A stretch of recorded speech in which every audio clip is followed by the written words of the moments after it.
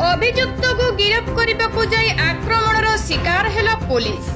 बालेश्वर जिला बालियापाड़ थाना कचुआपड़ा ग्राम में जैनिक अभियुक्त को गिरफ्त करने जाइथिबा बेले पुलिस को आक्रमण कले परिवार लोके। आक्रमण में बालियापाड़ थाना अधिकारी सालखान मुर्मू आहत होइथिबा सूचना। घटनास्थल में बस्ता एसडीपीओ पहुंची तदंत आरंभ करिसेंती। सूचना अनुसार कचुआपड़ा ग्रामर शिवकुमार जेना पुओ उत्तम जेना को पुलिस उठाइबाकू जाइथिला बेले तांको स्त्री और पुओ आईआईसी को आक्रमण करथिले। आईआईसी को मुंड और छाती रे आघात लागिछि। उत्तम जेना नाम रे गतकाली बालियापाड़ थाना रे एक अभियोग होइथिला बेले एही अभियोग को आधार करी आज सकाळ समय रे बालियापाड़ आईआईसी सालखान मुर्मू उत्तम को घरे चढ़ाऊ करथिले। चढ़ाऊ समय शिवंक स्त्री और पुओ आईआईसी ऊपर को आक्रमण करथिले।